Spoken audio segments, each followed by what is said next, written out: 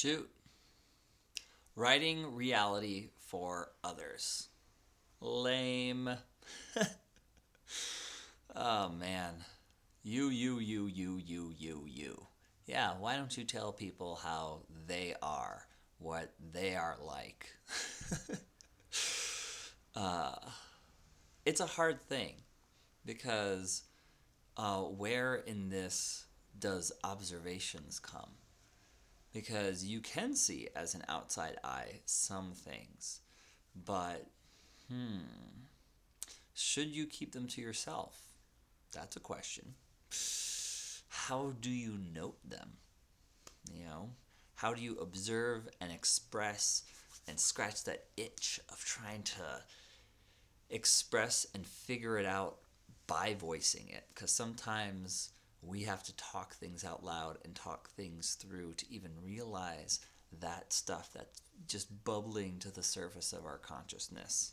Uh, these are all good questions. If we can go down to the comments and see if anybody's answered these a little bit, I'd love that. But also, I don't know.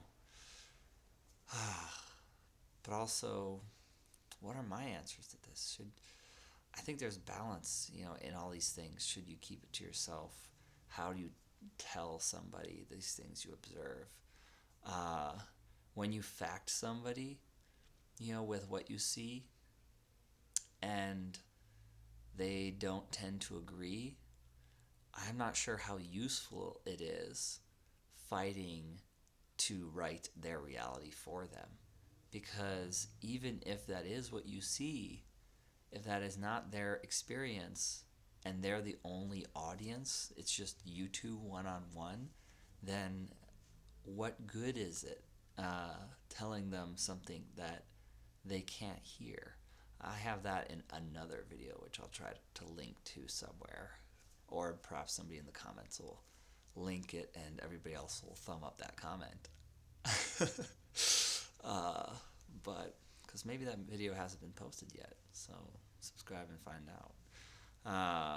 But, yeah. I feel like it comes out in conversations a lot too. There's like something of a conversation where somebody says, X is valuable to me, and your actions indicate that it is not valuable to you. And these words could be replaced, in other ways, but that's essentially the gist of what's being said. And it always rubs me the wrong way, for it disturbs this like trigger of what others perceive of me. And I just hate being told how like I think or what I am doing when I disagree with like what I think. I feel like I should be the authority of what I'm thinking. And if there's, I don't know, because I know how I think, or at least I think I know how I think. Uh, yeah. I feel like everybody is an expert of themselves, at least of their experience of themselves.